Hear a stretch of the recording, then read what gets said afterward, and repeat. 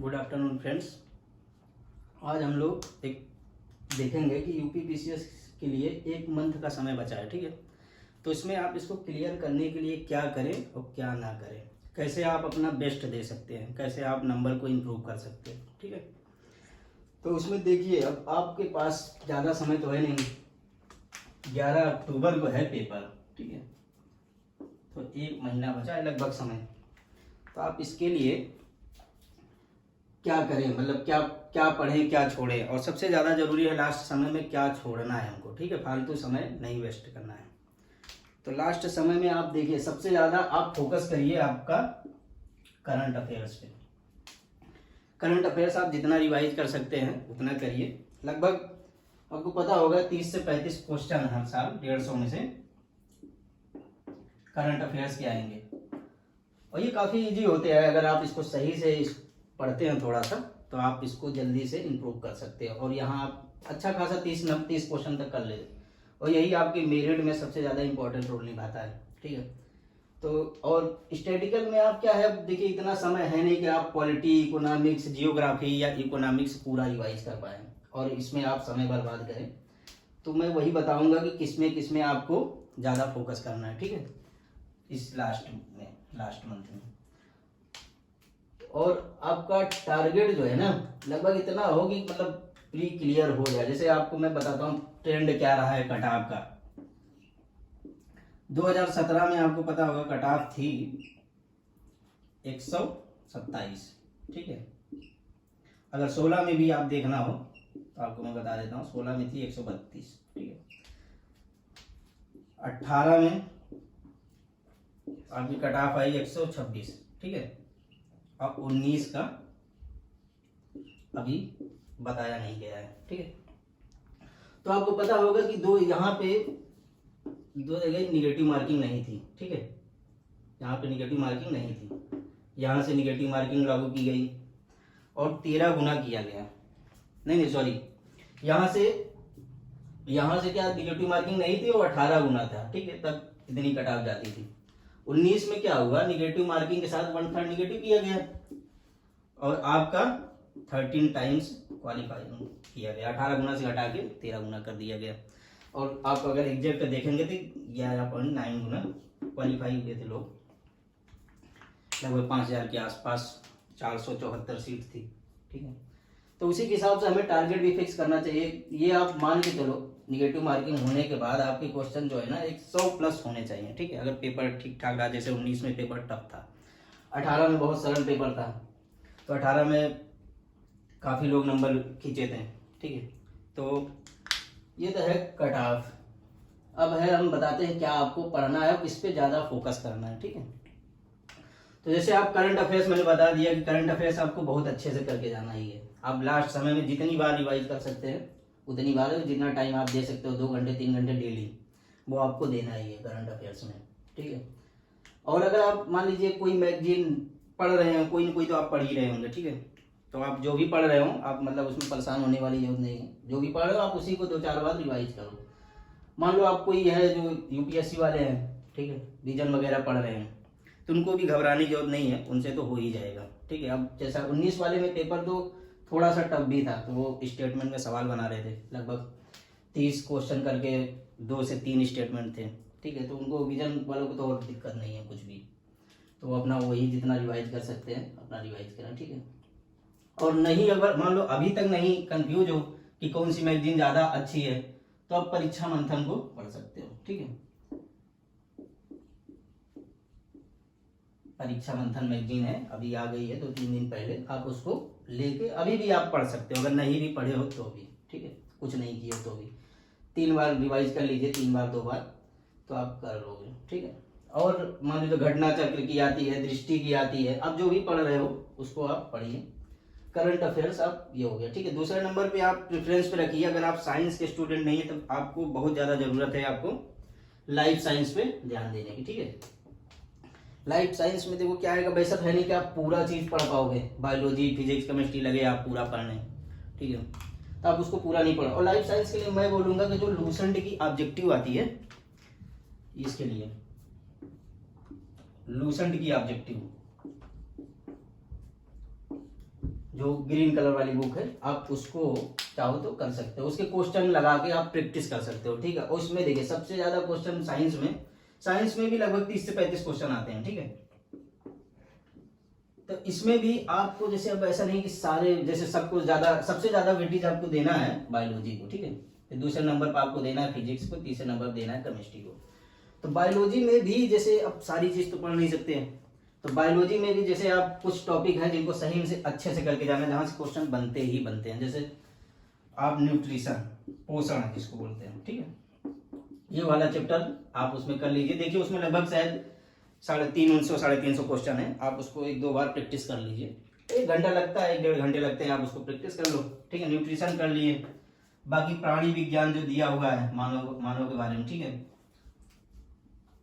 प्राणी विज्ञान उसको करिए अच्छे से, ठीक है। और एक वनस्पति वाला चैप्टर, ठीक है। ये 3 आपको लगभग 750 क्वेश्चन होंगे लूसेंट ऑब्जेक्टिव वाले में, ठीक है। आप इसको अच्छे से कर लो, तो ज्यादातर जो बायोलॉजी के क्वेश्चन आएंगे वो इससे हो जाते हैं। बाकी आप रहा और चीजें, अगर आपके पास समय मिलता है तो आप करिए, ठीक है। ये हुआ बायोलॉजी का, आपको इसको करना ही है। फिर आता है आपका फिजिक्स, ठीक है।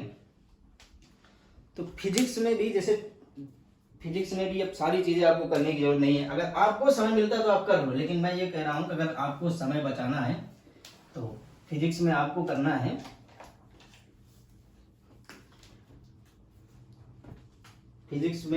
है, सबसे पहले फिजिक्स में आप इसको अच्छे से कर लीजिए, ठीक है। जैसे लाइट, ये चैप्टर आपको अच्छे से आना चाहिए, इससे क्वेश्चन बनता है, ठीक है। लाइट है, साउंड है, ठीक है,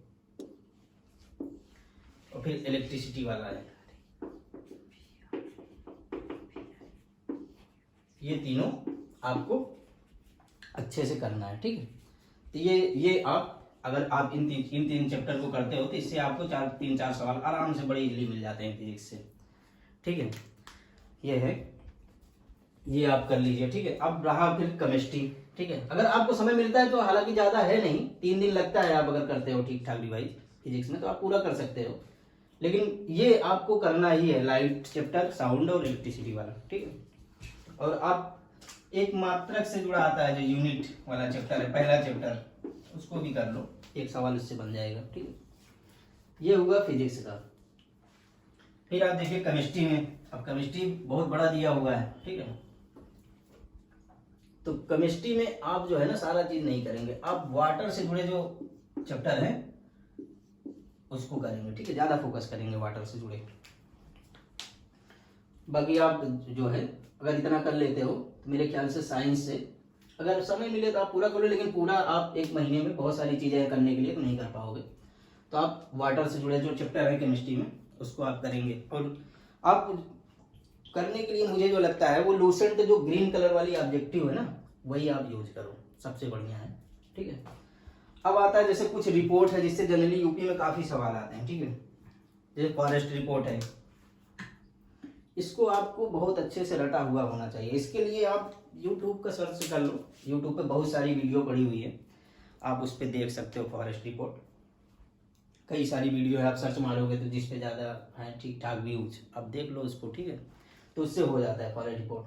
अब इस फॉरेस्ट रिपोर्ट के साथ साथ आपको यूपी की भी फॉरेस्ट रिपोर्ट देख लेनी है, ठीक है। यूपी में कितना वन है, कितना वृक्ष है, कितने % टोटल वन और वृक्ष कितने हैं, ठीक है। ये सब यूपी का भी देखना है फॉरेस्ट रिपोर्ट।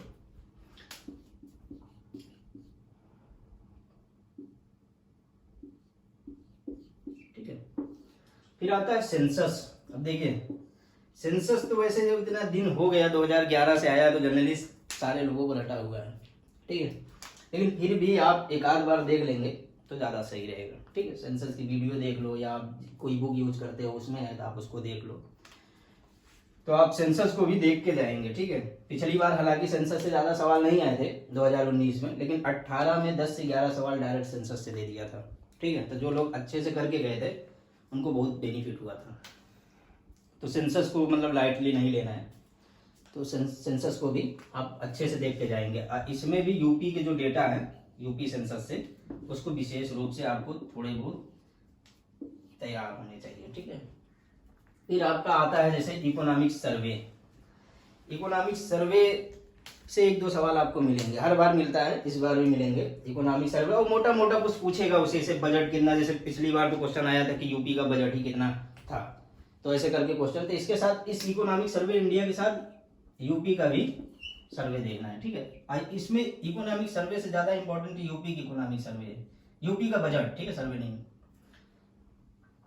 यूपी का बजट, ये आपको देख के जाना है, ठीक है, ये ठीक है। अब फिर आता है जो सबसे इंपॉर्टेंट है, जैसे इकोनॉमिक्स का आपको पता होगा, इकोनॉमिक्स में ज्यादा ट्रेडिशनल चीजें नहीं देता, ठीक है, आपसे ऐसा कुछ नहीं पूछेगा जो पुरानी चीजें हैं। तो उससे इकोनॉमिक्स से खनिज उत्पादन या हुआ कृषि उत्पादन, ठीक है, उससे सवाल आते हैं, तो आप उसको पूरा देख के जाएंगे, ये वाला पोर्शन, ठीक है, इकोनॉमिक सर्वे। इसमें एग्रीकल्चर डेटा जितने हैं, मिनरल्स डेटा है, ठीक है। तो आप जिससे भी पढ़ते हो, चाहे आर्थिकी से पढ़ते हो या आप यूट्यूब का सहारा लेते हो, दोनों जगह आपको अवेलेबल है अच्छे से, आप जहाँ से प्रैक्टिस करना चाहो प्रैक्टिस कर सकते हो, ठीक है। तो ये बहुत अच्छा टॉपिक है, यहाँ से भी आपको 5-6 सवाल बड़े इजीली मिलते हैं, ठीक है। तो ये आपको करना है लास्ट में। अब फिर रह गया जो आप पहले से ही 1 साल से पढ़ते चले आ रहे हो, ठीक है, हिस्ट्री, पॉलिटी, जियोग्राफी, इकोनॉमिक्स, इसमें क्या किया जाए। तो देखो आप ऐसा तो नहीं कि आप 1 महीने में ये चारों रिवाइज कर लेंगे, चाहे आप कोई बुक उठाओ तो आपको इसी में टाइम वेस्ट हो जाएगा और होना कुछ नहीं है, ठीक है। तो इसमें अगर मान लो आपका ऑप्शनल सब्जेक्ट है हिस्ट्री, तो आप अब लास्ट के लिए आप हिस्ट्री को छोड़ सकते हो, छोड़ दोगे तो भी कोई बहुत ज्यादा फर्क नहीं पड़ेगा, 1-2 क्वेश्चन इधर उधर हो जाए तो अलग बात है, नहीं तो आप कर ही लोगे, ठीक है। अगर आप मान लो तब भी कॉन्फिडेंट नहीं महसूस कर रहे हो, तो आप इसमें जो सबसे इंपॉर्टेंट टॉपिक है, जैसे नेशनल मूवमेंट, ठीक है, इंडियन नेशनल मूवमेंट, ये वाला टॉपिक आप पढ़ लो, ठीक है। अब पढ़ना क्या है, पढ़ने का मतलब ये नहीं कि आप लगे किताब पढ़ने, एनसीईआरटी पढ़ने या कोई बुक पढ़ने, ठीक है, उसको नहीं, ये आप सवाल क्वेश्चन इसके करोगे, ठीक है, जितना हो सके प्रैक्टिस, आप जो आपके पास जो भी प्रैक्टिस सेट हो आप उसको कर लो, ठीक है। अगर प्रीवियस ईयर के क्वेश्चन पेपर हैं, आप 15-20 साल का, जैसे यूपी पीसीएस मेंस का मान लो पेपर उठा रहा है आप, ठीक है, यूपी पीसीएस मेंस का आप पेपर उठा लाए, ठीक है, उसमें 20 साल पुराना दिया हुआ है, चाहे आप यूथ पब्लिकेशन की ले लो, अभी ना हो तो आप ले सकते हो इसको, यूथ पब्लिकेशन, आप इसको मानो बुक मिल जाएगी, ठीक है, मेंस का उठा लाना है, उसमें ढेर सारे क्वेश्चन दिए हैं, उसमें रीजनिंग और मैथ का सेक्शन छोड़ के, हालांकि रीजनिंग मैथ आप कर लोगे प्रैक्टिस के साथ तो आपको सीसैट में काम देगा, अगर आपको सीसैट बहुत अच्छा नहीं है तो, अगर है तो कोई दिक्कत ही नहीं, आप उसको छोड़ के जीएस आप कर लो इसके। तो पुराने ईयर से पेपर से जनरली देखा गया है, आप 50 क्वेश्चन आप पुराने पेपर से पा जाते हो, मतलब डायरेक्ट आए या इनडायरेक्ट आए, लेकिन आपको इतने मिल ही जाएंगे अगर आपकी तैयारी थोड़ी सही है प्रीवियस ईयर से, ठीक है। हालांकि अभी तो कम कर दिया 2019 से, नहीं तो ये लगभग 70 से 80 चला जाता था प्रीवियस ईयर से, अगर आप 20 साल के पेपर खाली आपके रटे हुए हैं, ठीक है। अब लेकिन थोड़ा 19 से ट्रेंड बदला है तो वहाँ थोड़े कम हो गए, लेकिन ये आपको करना ही है, ठीक है, ये आपको लेके रखना है। फिर आप देखिए पॉलिटी, अगर आपका ऑप्शनल है तो आप छोड़ सकते हो, नहीं ऑप्शनल है तो छोटा सा टॉपिक है, अगर आप अच्छे से एक बार दे लेते हो 2-3 दिन का समय अगर निकाल पाते हो तो आप दे लीजिए, क्योंकि इससे 20 से 21 क्वेश्चन आप बड़े आसान आते हैं, आप इसको कर लोगे, ठीक है। पॉलिटी, अगर आप पॉलिटी जनरली लोग तैयार किए रहते हैं और आप एक आध बार रिवाइज कर लोगे तो पूरे पूरे सवाल बन जाते हैं, ठीक है।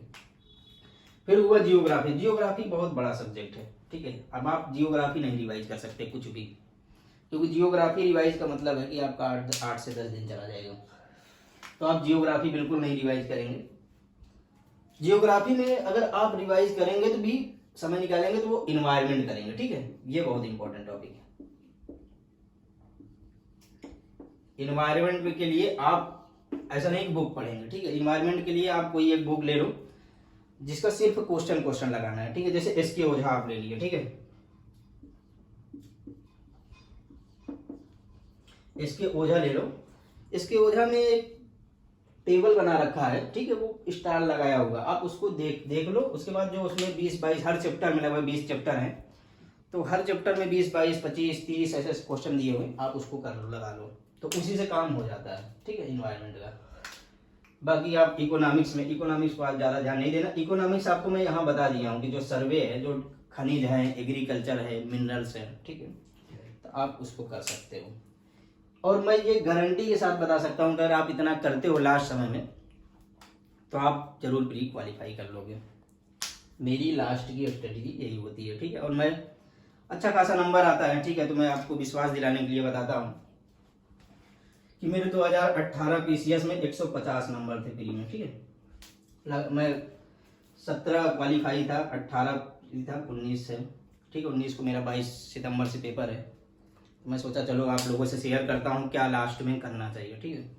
तो ये है, आप इसको करिए और आप कॉन्फिडेंस महसूस करेंगे और मुझे पूरी उम्मीद है कि आप प्री निकाल लेंगे, ठीक है। बाकी चलिए ठीक है फिर, ओके, थैंक यू।